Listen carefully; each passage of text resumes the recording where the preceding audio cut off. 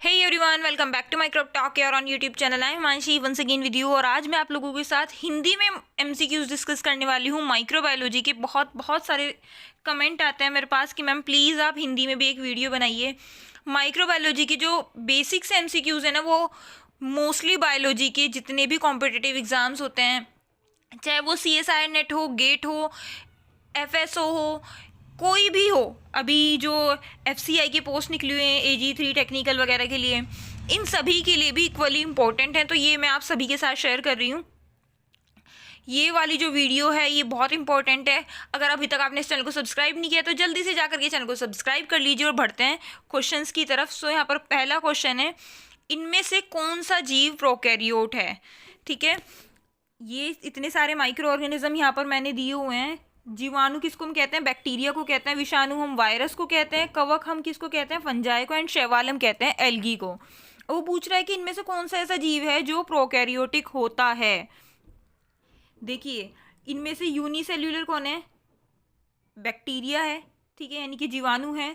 Viruses में कोई cell नहीं मिलती है तो वो ना ही प्रोकैरियोटिक होगा और ना ही यूकैरियोटिक होगा। कवक और शैवाल यानी कि फंजाई और एल्गी दोनों ही कैसे होते हैं? यूकैरियोटिक होते हैं। ठीक है, सिर्फ इनमें से बैक्टीरिया यानी कि जीवाणु ही एक ऐसा ऑर्गेनिज्म है जो क्या होता है? प्रोकैरियोटिक होता है, क्योंकि इसमें वेल डिफाइंड न्यूक्लियस नहीं मिलता है। प्रोकैरियोटिक सेल्स कौन से होते हैं? जिनमें वेल डिफाइंड न्यूक्लियस नहीं मिलता है। ठीक है, मतलब कोई भी न्यूक्लियस नहीं मिलेगा। जो न्यूक्लियस के अंदर मिलने वाला मटेरियल यानी कि DNA होता है वो कैसे मिलता है? ऐसे ही साइटोप्लाज्म में पड़ा रहता है। तो इसका करेक्ट आंसर क्या होगा यहाँ पर बच्चों? जीवाणु होगा। नेक्स्ट क्वेश्चन की तरफ हम बढ़ेंगे। किसमें फ्लैजिला नहीं पाए जाते हैं? फ्लैजिला किसमें नहीं मिलते हैं? ऑप्शंस यहाँ पे फिर से जीवाणु, कवक, शैवाल या फिर विषाणु यानी कि बैक्टीरिया, फंजाई, एल्गी या फिर वायरस। जी हाँ, किसमें नहीं मिलता है फ्लैजिला? तो इसका करेक्ट आंसर क्या है? देखिए, बैक्टीरिया में फ्लैजिला मिलता है। बैक्टीरिया फ्लैजिला के बेस पे क्लासीफाई भी किए जाते हैं, जैसे कि मोनोट्रिकस, एम्फीट्रिकस, लोफोट्रिकस और भी बहुत सारे टाइप हैं। जो हमारी फंजाई होती है उसमें भी क्या मिलती है? फ्लैजिला मिलती है। एल्गी में भी फ्लैजिला मिलती है, लेकिन जो वायरसेस होते हैं उनमें कोई भी फ्लैजिला नहीं मिलती है। तो इसका करेक्ट आंसर क्या होगा यहाँ पर? विषाणु। विषाणु में कोई भी फ्लैजिला नहीं मिलती है। नेक्स्ट क्वेश्चन की तरफ हम मूव करेंगे, जो कि है क्वेश्चन नंबर 3, जो कि क्या है? जीवाणु की छड़ी नुमा संरचना कहलाती है। ठीक है, एक रोड शेप बैक्टीरिया मिलता है, उसको हम क्या कहते हैं? ऑप्शंस यहाँ पर दिए हैं, कोकस, हेलिकल या फिर बैसिलाई या फिर कोकोबैसिलस। क्या कहते हैं हम? छड़ी नुमा संरचना, जो इस तरीके की संरचना होती है, स्ट्रक्चर होती है बैक्टीरिया की, उसको हम क्या कहते हैं बच्चों? जी हाँ, उसको हम क्या कहते हैं? पहले तो बाकी के स्ट्रक्चर देख लेते हैं हम। कोकस कैसे स्ट्रक्चर होता है? ये जब बैक्टीरियल सेल किस में मिल रही है हमारे पास? राउंड शेप में मिलती है, तो उसे हम क्या कह देते हैं? कोकस कह देते हैं। हेलिकल, नाम से ही पता चल रहा है हेलिकल शेप का होगा। बैसिलाए, बैसिलाए होता है रोड शेप बैक्टीरिया यानी कि छड़ी नुमा बैक्टीरिया। ठीक है, तो इसका करेक्ट है C। एंड कोकोबैसिलस क्या होता है? कोकोबैसिलस ऐसी स्ट्रक्चर होती है, कोकस और बैसिलस का मिक्सचर, यानी कि उसमें क्या होगा? छड़ी नुमा संरचना प्लस जो हमारा राउंड होता है वो दोनों मिलेंगे। तो इसकी संरचना कुछ कुछ कैसी होती है? इस तरीके से दिखती है। क्या? कोकोबैसिलाए। तो इसका जो छड़ी नुमा संरचना वाला बैक्टीरिया है वो क्या होता है हमारा? बैसिलाए होता है। नेक्स्ट की तरफ हम बढ़ेंगे। स्ट्रेप्टोकोकस है। स्ट्रेप्टोकोकस क्या है? ठीक है, ऑप्शंस दिए हैं, त्रिविमीय कोकस जीवाणु संरचना यानी कि 3D structure of bacteria. Second है कोकस की रेखीय संरचना यानी कि एक लीनियर जो कोकस होता है वो। थर्ड ऑप्शन है कोकस की गुच्छे में संरचना। ठीक है, गुच्छे में जो क्या मिल रहे हैं? कोकस मिल रहे हैं वो है, या फिर इनमें से कोई नहीं। इसका करेक्ट आंसर क्या होगा? सोचिए। स्ट्रेप्टोकोकस, मैंने एक वीडियो भी बनाया था स्पेशली स्ट्रेप्टोकोकस एंड स्टेफाइलोकोकस में क्या अंतर होता है, क्योंकि सबसे ज़्यादा जो कंफ्यूजन क्रिएट होता है बच्चों में वो स्टेफाइलोकोकस एंड स्ट्रेप्टोकोकस को लेकर के ही होता है। अब त्रिविमीय संरचना जो होती है उसको हम क्या कह देते हैं? टेट्राड जो होता है, यस। उसके बाद जो रेखीय संरचना यानी कि लीनियर चैन मिलती है, जो चैन वाला स्ट्रक्चर था जो कोकस का, यहाँ पे स्पेस नहीं होगा बीच में, उसको हम क्या कहते हैं? हाँ, जो रेखीय संरचना होती है उसको हम क्या कहते हैं? उसको हम कहते हैं स्ट्रेप्टोकोकस। क्या कहते हैं उसको? स्ट्रेप्टोकोकस। और जो गुच्छे में संरचना मिलती है, यानी कि अंगूर के गुच्छे जैसी जो संरचना होती है उसे हम क्या कह देते हैं? स्टेफाइलोकोकस। ठीक है, तो कंफ्यूज नहीं होना है स्ट्रेप्टोकोकस एंड स्टेफाइलोकोकस में। अगर गुच्छे में संरचना है तो वो क्या होगी हमारे पास? स्टेफाइलोकोकस। और अगर हमारे पास एक रेखीय संरचना मिलती है तो वो क्या होगी हमारे पास? स्ट्रेप्टोकोकस। नेक्स्ट क्वेश्चन की तरफ मूव करेंगे जो कि है क्वेश्चन नंबर 5। ये है विब्रियोइड जीवाणु की आकृति है। ठीक है, जो विब्रियोइड होते हैं उन वो वाले जो बैक्टीरिया होते हैं विब्रियोइड वाले, उनकी जो आकृति होती है, उनका जो स्ट्रक्चर होता है वो कैसा होता है? ऑप्शंस दिए हैं पंखे नुमा, या फिर अंग्रेजी की एल आकृति का, अंग्रेजी की वी आकृति का, या फिर कोमा आकृति का।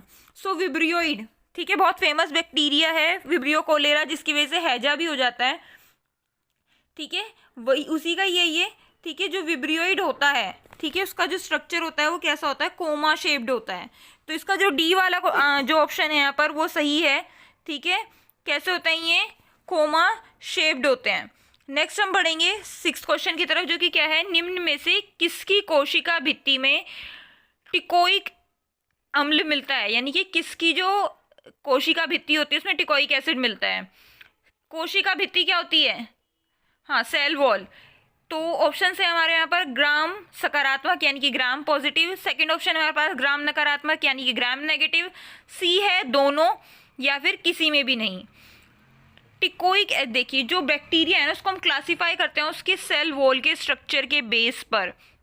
अगर सेल वॉल का जो स्ट्रक्चर है, ठीक है, वही प्रॉपर्ली नहीं पता होगा तो हम कैसे उसको क्लासीफाई करेंगे? बेसिकली जो gram positive and gram negative bacteria हैं वो एक स्टेनिंग के बेस पे हम डिफाइन करते हैं, या कह सकती हूँ मैं डिफ्रेंशिएट करते हैं, जिसको किसने दिया था? सर क्रिस्टन ग्राम ने दिया था। और ये जो स्टेनिंग है, ठीक है, उसके बेस पर जो ग्राम पॉजिटिव बैक्टीरिया होते हैं वो कैसे दिखते हैं? यस, वॉयलेट कलर के दिखते हैं। Gram negative bacteria pink colour के दिखते हैं क्योंकि वो सेफरेनिन को रिटेन करते हैं, जबकि ग्राम पॉजिटिव बैक्टीरिया ने किसको रिटेन किया था? क्रिस्टल वॉयलेट को। ठीक है, इसका फर्दर प्रोसीजर पूरा मैंने अपने चैनल पर डाला हुआ, प्रैक्टिकल वीडियो तक डाली हुई है आप लोगों के लिए। अगर आप प्रैक्टिकली उसको देखना चाहते हैं तो प्लेलिस्ट सेक्शन में जाइए, नीचे लिंक डिस्क्रिप्शन बॉक्स में मैं आप लोगों को प्रोवाइड करा दूंगी, बट आप प्लेलिस्ट सेक्शन में जा करके देख सकते हैं। प्लेलिस्ट है एक्सपेरिमेंट्स ऑफ माइक्रोबायोलॉजी लैब, या फिर माइक्रोबायोलॉजी लैब एक्सपेरिमेंट्स, कुछ इस तरीके से होगा प्लेलिस्ट। तो आप देख रहे हैं यहाँ पर ये ग्राम पॉजिटिव बैक्टीरिया की सेल वॉल है एंड ये ग्राम नेगेटिव बैक्टीरिया की सेल वॉल है। ग्राम पॉजिटिव बैक्टीरिया में क्या होता है? पेप्टाइडोग्लाइकन लेयर जो होती है वो काफ़ी मोटी होती है, जबकि ग्राम नेगेटिव बैक्टीरिया में आप देख रहे हैं ना काफ़ी छोटी होती है। टिकोइक एसिड जो मिलता है हमें वो कहाँ पे मिलता है? वो मिलता है हमें ग्राम पॉजिटिव बैक्टीरिया में। ग्राम नेगेटिव बैक्टीरिया में कोई भी टिकोइक एसिड नहीं मिलता है। ठीक है, टिकोइक एसिड के बारे में हम बात कर रहे थे मेनली। तो इससे अलग पेरीप्लाज्मिक स्पेस की मैं बात करूँ तो ग्राम पॉजिटिव बैक्टीरिया में काफ़ी कम होता है। ठीक है, देख रहे हो इतना छोटा सा होता है, जबकि जो ग्राम नेगेटिव बैक्टीरिया होता है उसमें काफ़ी ज़्यादा होता है। इससे अलग जो ग्राम नेगेटिव बैक्टीरिया होता है उनमें क्या मिलती है? एक आउटर लेयर भी मिलती है। ठीक है, प्लाज्मा मेम्ब्रेन से अलग, जो कि काफ़ी हद तक प्लाज्मा मेम्ब्रेन जैसी होती है, बट डिफरेंस भी होता है कुछ। तो ग्राम पॉजिटिव बैक्टीरिया में कोई आउटर मेम्ब्रेन नहीं मिलती है, बट ग्राम नेगेटिव बैक्टीरिया में क्या मिलती है? आउटर मेम्ब्रेन मिलती है। अब इस डायग्राम की हेल्प से आपको अच्छे से समझ में आ गया होगा जो टिकोइक एसिड मिलता है वो किस में मिलता है? ग्राम पॉजिटिव बैक्टीरिया में मिलता है। नेक्स्ट क्वेश्चन की तरफ हम आ गए हैं जो कि है क्लोस्ट्रीडियम है। क्लोस्ट्रीडियम क्या है? Gram negative bacteria, gram positive bacteria, या फिर कहेंगे हम कवक है, यानी कवक क्या होता है? यस, फंजाई, या फिर शैवाल यानी कि एल्गी है। तो बताइए क्लोस्ट्रीडियम क्या है? यस, क्लोस्ट्रीडियम होता है ग्राम पॉजिटिव बैक्टीरिया। ठीक है, ये जो नाम है ना ग्राम नेगेटिव बैक्टीरिया के, ग्राम पॉजिटिव बैक्टीरिया के, ये आप अपनी कॉपी में अलग बना के रख लीजिए। अक्सर ही एग्जाम में पूछ लिया जाता है कि कौन सा ग्राम पॉजिटिव है एंड कौन सा ग्राम नेगेटिव है। तो क्लोस्ट्रीडियम हो गया, स्टेफाइलोकोकस हो गया, ये क्या है? दोनों ग्राम पॉजिटिव है। और ग्राम नेगेटिव जैसे कि ई कोलाई हो गया, विब्री हो गया, बैसिलस हो गया, ये सब क्या है? हमारे ग्राम नेगेटिव बैक्टीरिया हैं। आगे बढ़ते हैं। किसकी कोशिका भित्ति में यानी कि किसकी सेल वॉल में पेप्टाइडोग्लाइकन 70 से लेके 80% और लिपिड 4% मिलता है? बताइए किसकी सेल वॉल में मिलता है पेप्टाइडोग्लाइकन ज़्यादा? अभी मैंने आपको डायग्राम की हेल्प से दिखाया था। यस, पेप्टाइडोग्लाइकन किस में मिल रहा था ज़्यादा? ग्राम पॉजिटिव बैक्टीरिया में। तो 70 से 80%। और लिपिड कितना मिलता है इसमें 4% मिलता है। तो वो कौन सा बैक्टीरिया है? ग्राम सकारात्मक यानी कि gram positive bacteria. Next question है सूक्ष्म जीव विज्ञान क्या है? ठीक है, यानी कि माइक्रोबायोलॉजी क्या है? ऑप्शंस यहाँ पर दिए हैं। मानव आंखों को दिखाई देने वाले अणुओं का अध्ययन। ठीक है, ऐसे यानी कि छोटे छोटे चीज़ों को हम पढ़ते हैं जो क्या इंसानी आंखों को नहीं दिखाई देते हैं। सेकंड है यहाँ पर जानवर और उनके परिवार का अध्ययन। ठीक है, यानी कि एनिमल्स और उनकी फैमिली का जो स्टडी होती है वो। थर्ड है यहाँ पर उन जीवों का अध्ययन जो नग्न आंखों से नहीं दिखाई देते। ऐसे जीवों को हम इसमें पढ़ते हैं जिनको हम नेक्ड आई से नहीं देख सकते हैं। डी ऑप्शन है हमारे पास सूक्ष्मदर्शी का अध्ययन, यानी कि जो हमारे पास माइक्रोस्कोप होता है उसकी स्टडी है ये। तो क्या है ये? तो सबसे ज़्यादा इजी क्वेश्चन है। अगर आपको यही नहीं पता है तो आप माइक्रोबायोलॉजी के एमसीक्यूज पढ़ के क्या करेंगे? अगर आपको यही नहीं पता है माइक्रोबायोलॉजी क्या है, इसका करेक्ट आंसर है कि जो ये होता है माइक्रोबायोलॉजी होता है उसमें हम ऐसे ऑर्गेनिजम्स को पढ़ते हैं जो कहाँ से नहीं देख सकते हम? यस, नेक्ड आई से नहीं देख सकते हैं, यानी कि नग्न आंखों से उनको हम नहीं देख सकते हैं। क्या कहलाते हैं ये हमारे पास, हमारे लिए माइक्रो ऑर्गेनिज्म कहलाते हैं। तो ये होगा थर्ड वाला ऑप्शन, उन जीवों का अध्ययन जो नग्न आंखों से नहीं देखे जाते या नहीं दिखाई देते। The organism which we can't see with naked eye are known as microorganisms. Question number 10 है निम्नलिखित में से कौन सूक्ष्म जीवों द्वारा निर्मित होते हैं? कौन है जो सूक्ष्म जीव बनाते हैं? ऑप्शन है यहाँ पर मादक पेय यानी कि अल्कोहलिक ड्रिंक्स। बी ऑप्शन है किण्वित डेयरी उत्पाद यानी कि फर्मेंटेड डेयरी प्रोडक्ट्स। सी है यहाँ पर ब्रेड और डी है यहाँ पर उपरोक्त सभी। देखिए अल्कोहल बनाने के लिए भी, फर्मेंटेड प्रोडक्ट्स बनाने के लिए भी एंड ब्रेड्स बनाने के लिए। ब्रेड भी क्या एक तरीके का फर्मेंटेड प्रोडक्ट ही है और बाकी क्या है? फर्मेंटेड डेयरी प्रोडक्ट्स हैं। तो इन सभी को बनाने के लिए जो माइक्रो ऑर्गेनिज्म होते हैं वो काफ़ी इंपॉर्टेंट रोल प्ले करते हैं। तो इसका करेक्ट आंसर क्या होगा? उपरोक्त सभी, क्योंकि इन तीनों को ही बनाने के लिए क्या चाहिए होंगे? हमें माइक्रो ऑर्गेनिज्म चाहिए होते हैं। नेक्स्ट बढ़ेंगे क्वेश्चन नंबर 11 की तरफ, जो कि क्या है जीवाणु कोशिकाओं का आकार लगभग कितना होता है? कितनी होती है जीवाणु कोशिकाओं का आकार? ऑप्शन है हमारे पास व्यास में 1 mm होते हैं ये। सेकंड ऑप्शन है व्यास में 0.5 से लेके 1 माइक्रोमीटर तक होते हैं, या फिर mm जिसको हम कह सकते हैं। या फिर थर्ड ऑप्शन है व्यास में 2 mm होते हैं, या फिर व्यास में 2 माइक्रोमीटर होते हैं। सो यहाँ पर मेरे ख्याल से सेम ऑप्शन हो गई है सी वाला एंड डी वाला। ठीक है, क्योंकि व्यास में दोनों ही जगह मैंने लिख दिया 2 mm होते हैं। सो लेकिन इसका करेक्ट आंसर क्या है? ठीक है, जीवाणु यानी कि जो बैक्टीरिया होता है उनका आकार जो होता है वो हम मेज़र करते हैं 0.5 से लेके 1 माइक्रोमीटर तक। मैंने आपको बैक्टीरिया के बारे में बहुत अच्छे से पढ़ा चुकी हूँ मैं ऑलरेडी, बोर्ड लेक्चर मैंने लिया था। ठीक है, उसमें मैंने आप लोगों को बहुत अच्छे से बताया था कि जो बैक्टीरिया होते हैं उनका साइज़ किस रेंज से किस रेंज में होता है। तो इसका रेंज क्या था? 0.5 से लेकर के 1 माइक्रोमीटर तक होता है। नेक्स्ट हम बढ़ेंगे क्वेश्चन नंबर 12 की तरफ, जो कि क्या है कवक की कोशिका भित्ति संरचनात्मक घटक क्या है? ठीक है, यानी कि जो फंजाई होता है उसमें जो सेल वॉल मिल रही है उसका स्ट्रक्चरल कंपोनेंट्स पूछ रहे हैं क्या होता है। ऑप्शन है यहाँ पर पेप्टाइडोग्लाइकन, काइटिन, सेल्यूलोज, या फिर chitin, cellulose and hemicellulose. क्या होता है बताइए? यस, जो फंजाई होती है उसमें सेल वॉल का स्ट्रक्चरल कंपोनेंट पूछा जा रहा है यहाँ पे क्वेश्चन में। इस देखिए जो मेन कंपोनेंट होता है ना, ज़्यादातर जो सभी फंजाई में मिलता है वो क्या होता है? काइटिन होता है। क्या होता है? काइटिन। लेकिन यहाँ पर काइटिन एक और ऑप्शन में दिया है जो कि डी ऑप्शन है। और बहुत सारे फंजाई ऐसे होते हैं जिसमें सेल्यूलोज भी मिलता है एंड हेमी सेल्यूलोज भी मिलता है। हेमी सेल्यूलोज क्या होता है? एक तरीके का पॉलीसेकेराइड ही है। ठीक है, जो कि मोस्टली टेरेस्ट्रियल प्लांट्स में मिलता है एंड किस में मिल रहा है? फंजाई में मिल रहा है। एंड जो सेल्यूलोज होता है वो भी फंजाई का क्या होता है? कंपोनेंट है। सो यहाँ पर जो करेक्ट आंसर है वो है डी। क्या क्या है? डी। यस, काइटिन, एक minute, chitin, cellulose and hemicellulose. Next बढ़ेंगे क्वेश्चन नंबर 13 की तरफ, जो कि क्या है जीवाणुओं की संख्या मात्रात्मक रूप से निर्धारित करने के लिए, ठीक है, निम्नलिखित में से किस विधि का प्रयोग किया जाता है? ठीक है, अगर हमें चाहिए नंबर ऑफ सेल्स चाहिए बैक्टीरिया की, ठीक है, इनके कितने नंबर ऑफ बैक्टीरिया मिले हमें अपनी कल्चर प्लेट पे, ठीक है, ये पता करने के लिए इनमें से किस मेथड का यूज़ करेंगे हमें। पहला है spread plate method, streak plate method, या फिर पोर प्लेट और स्प्रेड प्लेट मेथड, या फिर पोर प्लेट मेथड। क्या होगा करेक्ट आंसर? मैं आपको पहले इन मेथड्स के बारे में बता देती हूँ। अगर हम स्प्रेड प्लेट मेथड यूज़ करते हैं तो हम क्या करते हैं, मीडिया लेते हैं, ठीक है, एक बैटरी प्लेट में कितना आता है, 15 to 20 ml मीडिया आ जाता है एक बैटरी प्लेट में। उसके बाद हम क्या करेंगे, थोड़ा सा मीडिया को मीडिया के ऊपर कल्चर पोर करेंगे और उसको ग्लास स्प्रेडर जो कि एल शेप का होता है या फिर इस शेप में आपको मिलेगा, ठीक है, दो तरीके के होते हैं, मैंने आप लोगों को दिखाया भी हुआ है, स्प्रेड प्लेट मेथड एंड जो पोर प्लेट मेथड होता है बहुत प्रॉपरली, ठीक है। उसको क्या कर देंगे, ग्लास स्प्रेडर की हेल्प से एब्जॉर्व कराएंगे किसके अंदर, मीडिया के अंदर।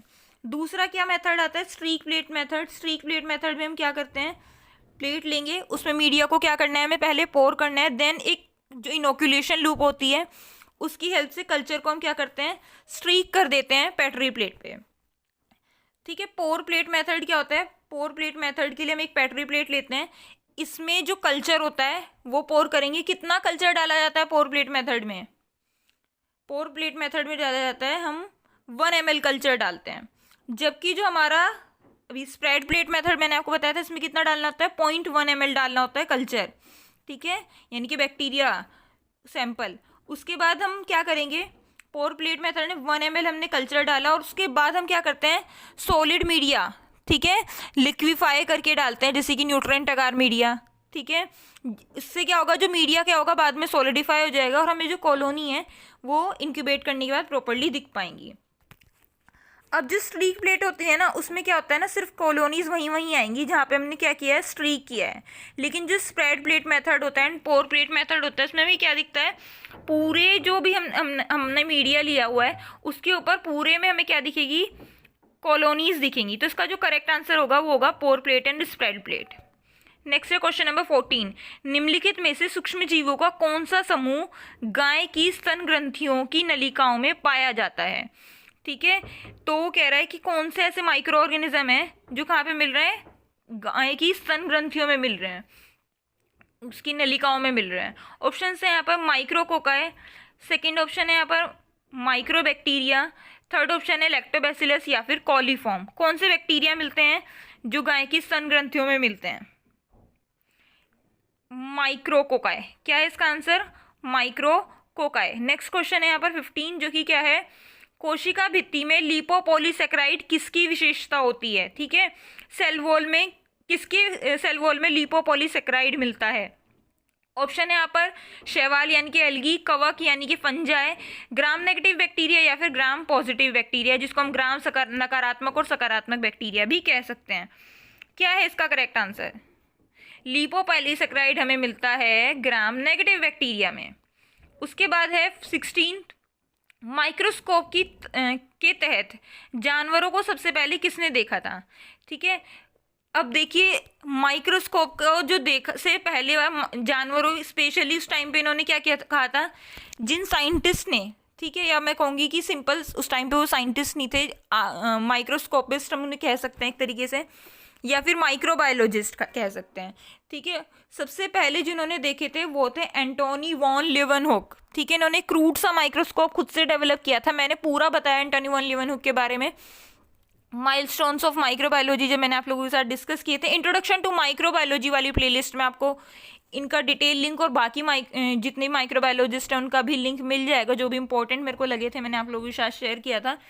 और इन्होंने जब पहली बार अपनी ही द्वारा बनाए गए माइक्रोस्कोप से किसको देखा था, माइक्रो ऑर्गेनिजम्स को देखा था, तो इन्हें क्या नाम दिया था, एनिमलक्यूल। एनिमलक्यूल का क्या मतलब होता है, एनिमल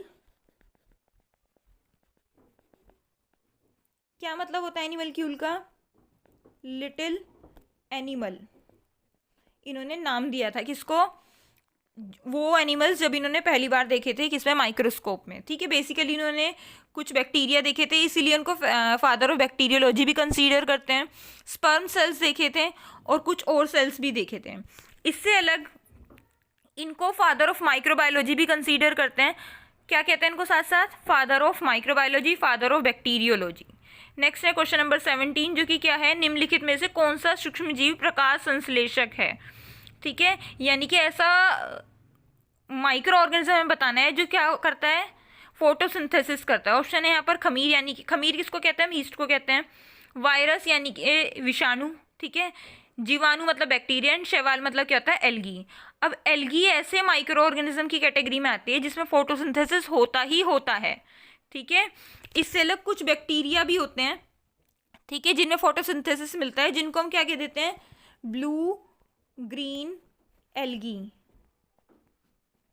ठीक है। नील हरित शैवाल भी कहते हैं, या फिर क्या कहते हैं हम इनको, साइनोबैक्टीरिया,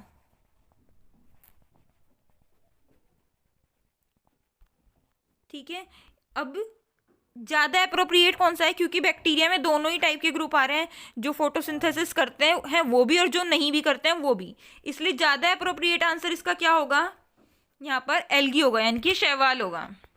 नेक्स्ट है क्वेश्चन नंबर 18, अकोशिकीय सूक्ष्म जीव हैं, यानी कि ए सेल्यूलर माइक्रोऑर्गेनिज्म कौन है। ऑप्शन से यहाँ पर प्रोटोजोआ, बैक्टीरिया, लैक्टोकोकस या फिर वायरस। वीडियो के स्टार्टिंग वाले क्वेश्चन है, फर्स्ट क्वेश्चन पे मैंने आप लोगों को बताया था कि वायरसेस ऐसे माइक्रो ऑर्गेनिज्म होते हैं जिनमें कोई सेल मिलता ही नहीं है, चाहे वो प्रोकैरियोटिक सेल हो चाहे यूकैरियोटिक सेल हो। इनका स्ट्रक्चर कैसे होता है, एक प्रोटीन मिलता है और उसी के अंदर क्या होता है, जेनेटिक मटेरियल होता है। और ये एक्सेप्शन है क्योंकि इनमें जेनेटिक मटेरियल क्या हो सकता है, आरएनए भी हो सकता है, डीएनए भी हो सकता है। कुछ वायरसेस ऐसे होते हैं जिसमें प्रोटीन कोट के ऊपर एक और लेयर मिलती है जिसको हम एनवलप कहते हैं, और ऐसे वायरस जिनमें ये एनवलप मिलता है उनको हम क्या कह देते हैं, एनवलप्ड वायरस, ठीक है। और कुछ वायरसेस ऐसे होते हैं जिनमें ये एनवलप नहीं मिलता है, उनको हम क्या कह देते हैं, नेक्ड वायरस कहते हैं।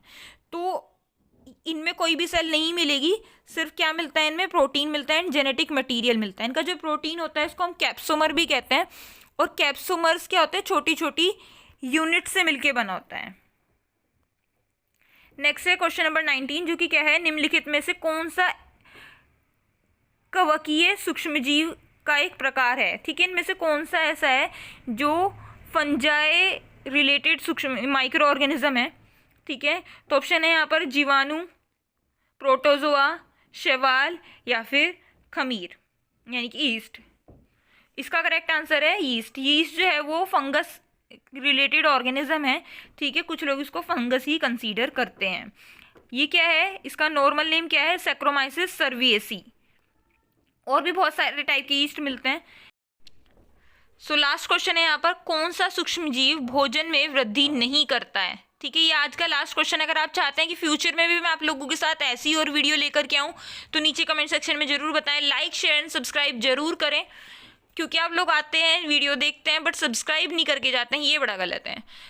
फिर क्वेश्चन है, कौन सा माइक्रो ऑर्गेनिज्म है जो फूड में ग्रो नहीं करता। ऑप्शन है यहाँ पर विषाणु, प्रोटोजोआ, शैवाल या कवक, यानी कि वायरसेस, प्रोटोजोन्स, शैवाल मतलब एल्गी या फिर फंजाई। कौन सा ऐसा माइक्रो ऑर्गेनिज्म है, देखिए जितने भी लिविंग ऑर्गेनिज्म है सभी को फूड की ज़रूरत होती है ग्रो करने के लिए, ठीक है।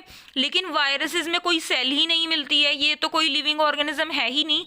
तो कौन से जीव होंगे वो होंगे हमारे वायरसेस, ठीक है। इनमें कोई सेल ही नहीं मिलेगी। ये भोजन पे सरवाइव तो कर लेते हैं, ठीक है, फूड पे सरवाइव कर सकते हैं बट ग्रो नहीं करेंगे, ठीक है। उस पर मतलब उस पर रहेंगे, एक्टिव रहेंगे, ठीक है, किसी को इन्फेक्ट करने के लिए तैयार रहेंगे फूड पे अगर ये हैं तो, लेकिन उस पर ग्रो नहीं कर पाएंगे। इन्हें ग्रो करने के लिए क्या चाहिए होती है, लिविंग सेल्स की नीड होती है, ठीक है, क्योंकि ये खुद लिविंग नहीं होते हैं। अगर इनको लिविंग बनना है तो इन्हें किसी न किसी सेल को इन्फेक्ट करना पड़ेगा। और लिविंग भी क्या कैरेक्टर शो करते हैं, सिर्फ कि अपने आप को रेप्लिकेट कर सकता है, रेप्लिकेट करके खुद को ही रिप्रोड्यूस करते हैं within a living cell. और हर एक वायरस को एक स्पेशल टाइप का सेल चाहिए होता है टू बी लिविंग, ठीक है। मैंने वायरसेस के ऊपर भी, शैवाल के ऊपर भी, कवक के ऊपर भी, ठीक है, वीडियो ऑलरेडी अपलोड की हुई है। आप इंट्रोडक्शन टू माइक्रोबायोलॉजी वाले सेक्शन में जाएं, आपको बहुत अच्छे से वो चीज़ें समझ में आ जाएंगी। एक एक चीज़, कॉन्सेप्ट जो है आपका माइक्रोबायोलॉजी से रिलेटेड वो क्लियर हो जाएगा। मैक्सिमम जो कोर्स है माइक्रोबायोलॉजी का वो मैंने कवर किया हुआ है इस चैनल पर। सो आज के लिए इतना ही। आई होप ये वीडियो आप सभी के लिए हेल्पफुल रहेगी। आज मेरी तरफ से मैंने सबसे ज़्यादा इंपॉर्टेंट जो भी क्वेश्चंस थे माइक्रोबायोलॉजी के वो मैंने यहाँ पर दिखाए, जो भी कॉम्पिटिटिव एग्जाम में अक्सर नज़र आ जाते हैं। अगर आप चाहते हैं कि फ्यूचर में मैं और इसी तरीके के क्वेश्चंस आप लोगों के साथ शेयर करें तो आप नीचे जरूर कमेंट सेक्शन में बताइएगा। आज के लिए इतना ही, मिलते हैं नेक्स्ट वीडियो में। Thanks for watching.